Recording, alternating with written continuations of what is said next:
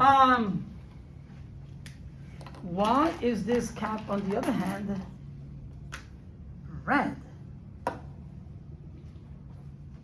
Because it absorbs all their light except red light. Except the red light. Yes? Why is this board white? Because it reflects all light. It reflects all of them, all the colors. It reflects the blue, the red, the orange, the yellow, all of them, and the wall is white. It reflects all of them. Why is my t-shirt black? Because it absorbs all light. Black is like, it's like you have no colors coming at you, so it absorbs all of them. But you still see it, so there's some reflection anyway, right? Is that why you prefer white? Is that why white cars are better than black cars? Because it reflects all the visible light. Did you say cars? Yeah, like how you. Painting a car? Yeah, like how when you leave a black car outside, it gets really hot versus like a white car. Yeah, actually, I really give it. I thought about it a lot this morning when I decided to wear this. It's like, man, am I gonna be mostly indoors or outdoors? Because what happens if I'm outdoors? Absorbing. So the fact that it doesn't reflect much, it means that it absorbs it, and then it's gonna transfer to my skin. I'm gonna be like, man, it's hot today.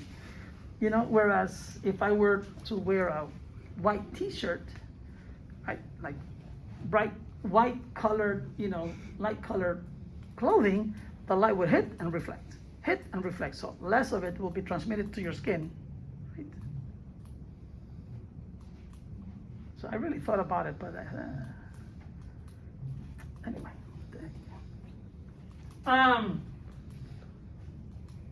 Also, obviously this is black. So that means that it absorbs all the colors, right? Or you should say it reflects a little bit. Because I still see it, right? But maybe because of the contrast. But it absorbs, it's a good absorber of radiation, right? Because it doesn't reflect. If it absorbs a lot, so you have energy coming in, if it absorbs a lot, it's bouncing off very little. So high absorption means little reflection.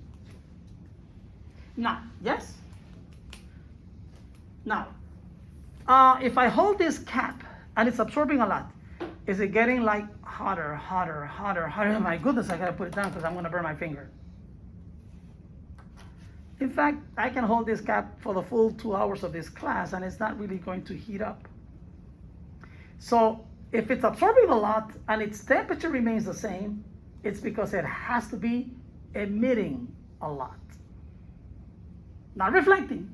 So do not confuse reflection, the process of reflection, with the process of emission. Yes? Reflection implies that it comes in, hits the surface and bounces off. Emission means it's made in the system and it's emitted. I don't know how else to say it. It's given off, but it's made in the system and then it's given off. Right? Like the sun. The sun doesn't take energy from some stars and then reflects it to the earth, and it happens to be in the visible region of the spectrum. No, the sun is making that energy and then emits it out. Right? So this cap, my t-shirt, is black. It means that it absorbs a lot. But if the temperature stays the same, it must also be emitting a lot. So that's the reason with the wearing black on a hot day like today, it absorbs a lot of energy, but then it emits that way, but it also emits, it's black on the inside. It emits on the inside towards my skin, which is what makes me feel like, I get hot very easily, very quickly if I'm outdoors, in the sun for an extended period of time. Yes? So we have, I want to say something about that parameter that we had, P equals sigma E A T to the fourth power. So I want to say something about this. This is called the emissivity. It has to do with how well it emits. So let me make a few comments about that. So let's think about that parameter so that we better understand it. So let's think about it so that it'll be easier later on. So,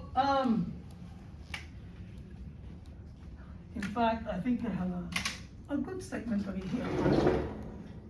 So the emissivity is the fraction of the incident energy that is absorbed. So notice how absorption comes into the discussion when we're talking about emissivity. So there it is. So the emissivity is the fraction of the incident energy, radiation energy coming in, that is absorbed. Oops, that is absorbed. So emissivity has to do with absorption. The emissivity will be high if it absorbs a lot. The emissivity will be low if it absorbs a little bit. So let me give you an example so we have a better understanding of what this means. Let's say this is an opaque object. That means that you can't see through it. So that if you have incident energy, suppose I send in radiation. So this is the incident. Now let's say the incident energy is, I'll make it 100 joules. What if this object reflects,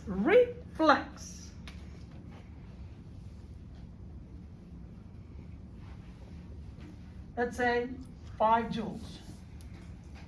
Well, if you have 100, and nothing is going to go through because it is opaque. That wall is opaque to visible light. I can't see through the wall. So,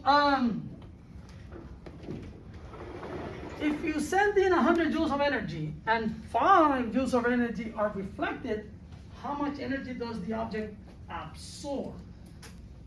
95 joules. 95 joules. So the amount of energy absorbed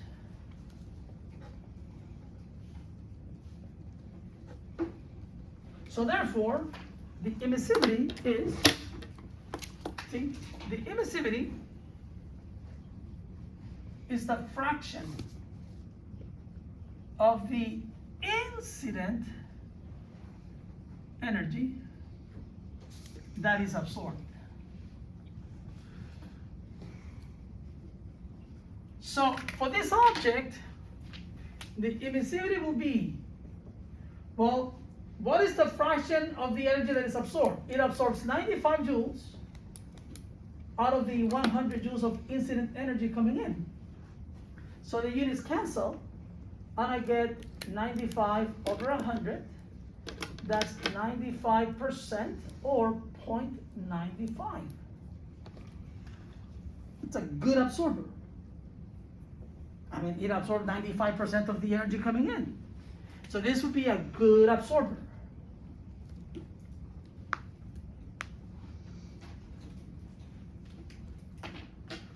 But the emissivity is high, so it's a good emitter.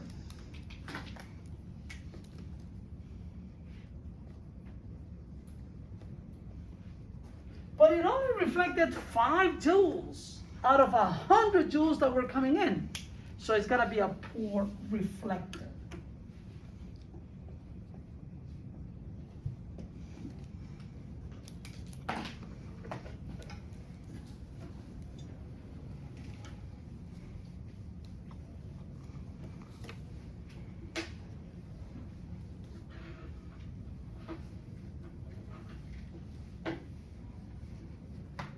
Yes? We're good? What if we consider another opaque object?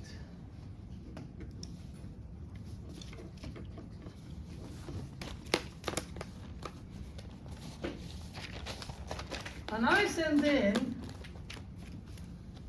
100 joules of energy.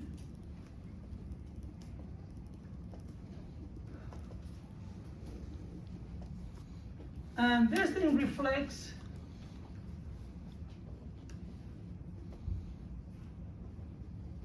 98 joules.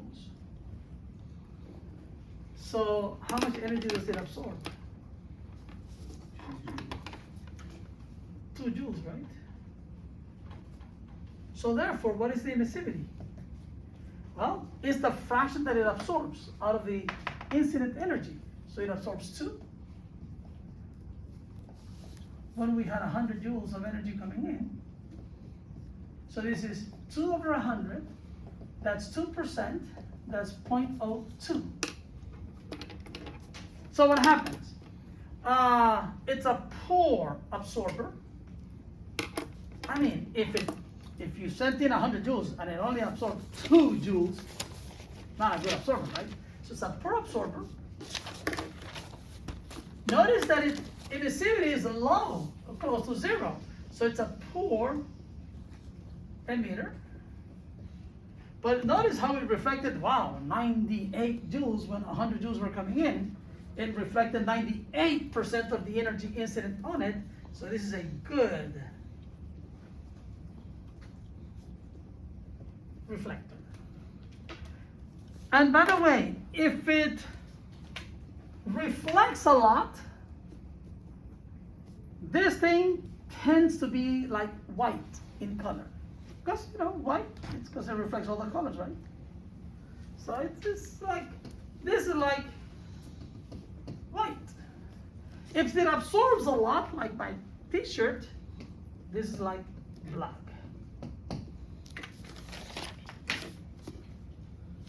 So, what is the emissivity of my t-shirt?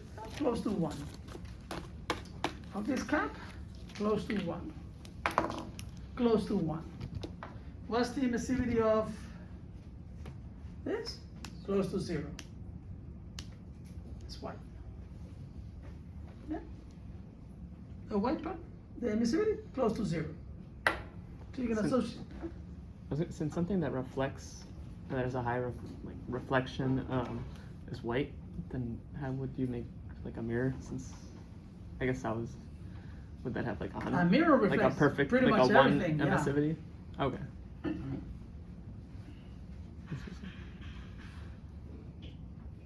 I wasn't sure if it would just be white or if it would have. No, I for mean, it to have like a 1 emissivity. I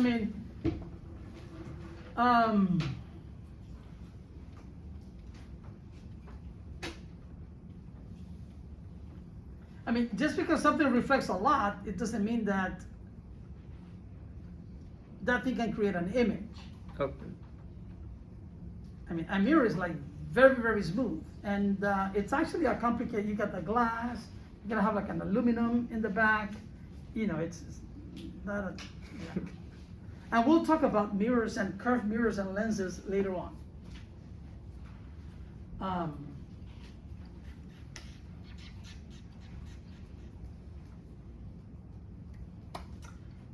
So, suppose you live in an area where in the wintertime it gets very cold. And in the summertime it gets very hot. What color should you paint your house? Should you paint it every autumn, every fall, and paint it again in the spring? To accommodate for the fact that the summer is coming in, so it's gonna be this color, and then the cold is, weather is coming in, so in the fall, okay, now I'm gonna paint it this color. So what color would you paint it? Or is there a color that works for both? What would be the most energy efficient color as far as saving energy is concerned? White. All right, white is actually correct. So why is that? Let's see. In the summertime, right, like these days, right, man, it's hot outside. You want the AC on so that you're comfortable inside, so it's cold inside, or cool, I'll just say cool. So naturally, thermal energy flows from where to where?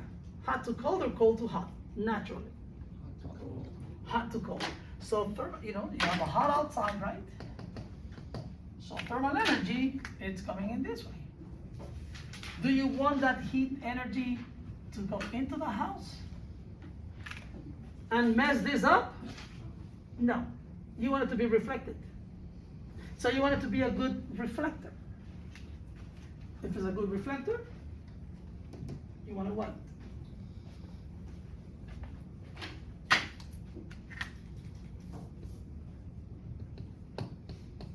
Now, what about in the winter time? So here's the house. In the winter time, it's cold outside, right? Cold. And you gotta turn the heater on so that it's warm inside, right? The heater on. And naturally, the thermal energy goes from where to where? Warm to cold. Warm to cold. So the energy is gonna be going this way, right? So that will be emitted. You don't want it to emit that much energy. You want it to be a poor emitter. If it's a poor emitter, you want it white. So, paint it white and keep it white.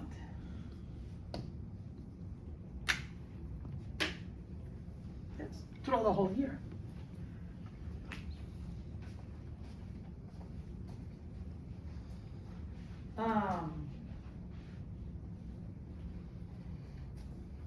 I have some other comments in here in my notes.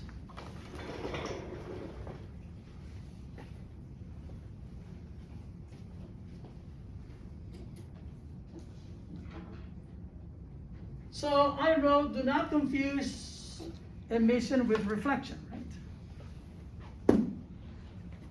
Reflection is it comes in and bounces off. Emission is like it's made over here and then it's sent out. Don't confuse those two processes. Notice that a poor emitter is a good reflector. So don't, emission and reflection are not the same process.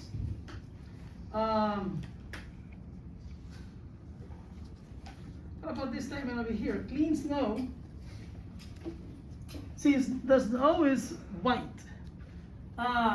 Clean snow, I don't know, maybe some of you have lived in areas like I did for many years where the winters were very cold and where it snowed. And, sometimes it would snow a lot and, the hills were just covered with snow. And then, it would be sunny the next day, and then it would be sunny the day after that, and sunny the day after that, and the snow is still there. I mean, it just wouldn't melt as quickly as you would probably think it would melt. So what happens is that, well, the snow is white, so the sunlight comes in, and it reflects it. If it reflects it, it absorbs a little bit. So a little bit of energy goes into melting it. Now, notice the statement clean. If the snow is dirty, the dirt is not necessarily white. And then those are points where a lot of sunlight is absorbed by the dirt, which is then transferred to the snow next to it. And so it would then melt more readily than when it's clean. So I put that statement there. In the summer, light color buildings stay cooler, and blah, blah, blah. And in the winter, we talked about that already.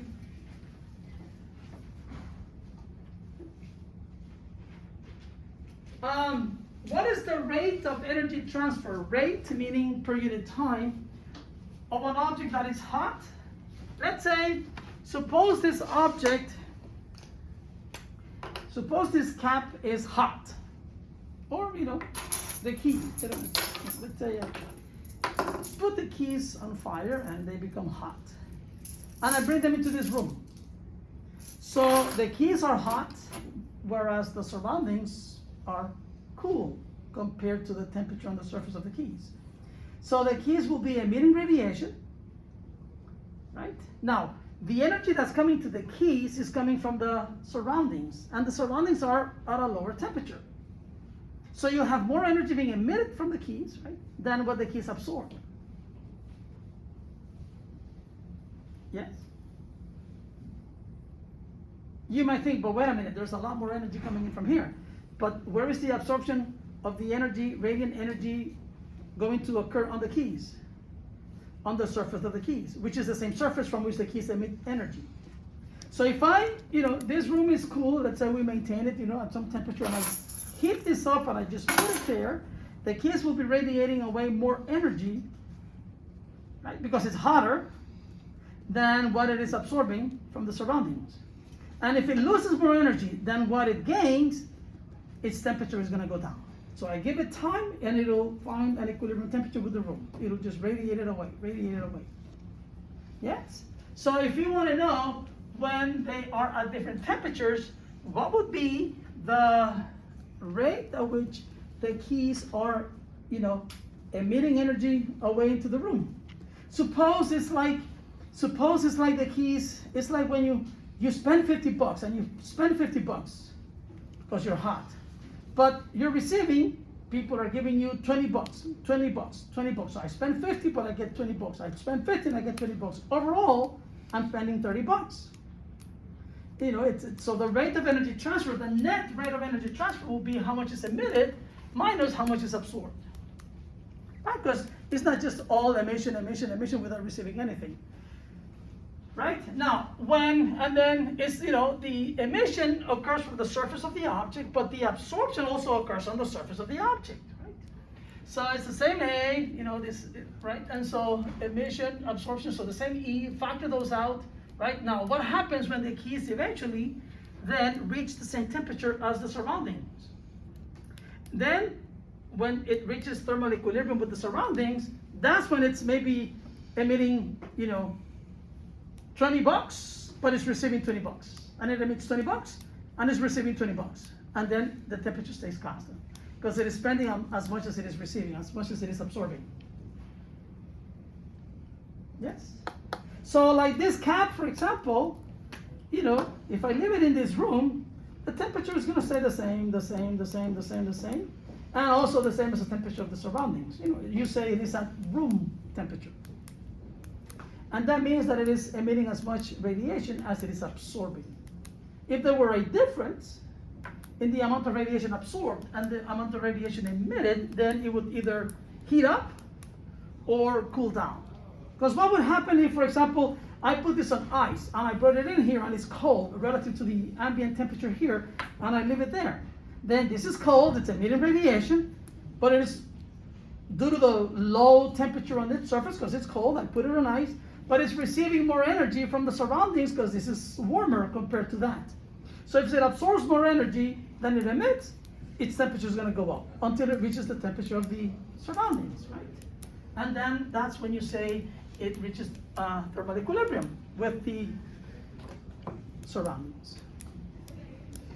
Now, an object like the sun is just emitting. I mean, how much energy does the sun receive from the surroundings? Virtually nil. So it just emits. Now, because the temperature on the surface of the sun remains the same, that means that inside the sun there must be processes that keep generating that energy, and then it leaks out to the surface of the sun, and then it's emitted. It's radiated away. Right? So there's this process is going on at the center of the sun. Do you know by any chance what's the process that leads to this generation of Nuclear fusion. nuclear? Fusion. Fusion, that's correct. And what's your understanding of nuclear fusion? It's like either two hydrogen atoms coming together to fuse a helium atom, and I think it might be Right. two helium atoms coming together make a carbon atom, or is that not? But in the sun, it's just hydrogen to helium. Okay, I didn't know if it was. Not then helium to carbon. So what happens in the sun is that at the center, the sun has a lot of hydrogen, mostly hydrogen. I don't remember the numbers, but easily 75% is hydrogen and 25% is helium, something like that. The helium being made from hydrogen. So what happens is you have this a little slide over here.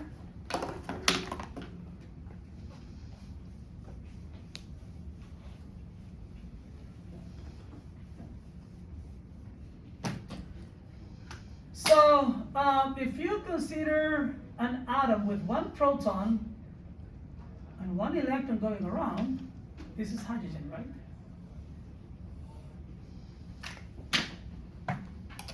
If you consider an atom with one proton, one neutron, an electron going around, this is still hydrogen, right? And if you have one proton, one neutron, and another neutron, and an electron going around, this is still hydrogen. They're all hydrogen. The signature of an atom is the number of protons in the nucleus. One proton, one proton, one proton. All atoms in the universe that have one proton in the nucleus are all hydrogen. But there's something different about this, right? This one, the nucleus is just a proton. Here the nucleus is a proton, next to a neutron. And this one, this nucleus of this hydrogen is one proton with two nucleons. So this one is called deuterium. Du from in Spanish is dos, like two, because it's got two nucleons in this nucleus. This one is called tritium, right? Tri from three, because it's got three nucleons making up the nucleus. So what happens at the center of the sun is that one of these, for example, these are called isotopes. They're all isotopes of hydrogen. This is the most common isotope of hydrogen. Less common isotope of hydrogen, least common isotope of hydrogen, but they're all isotopes of hydrogen. And so you have one of these encountering one of those.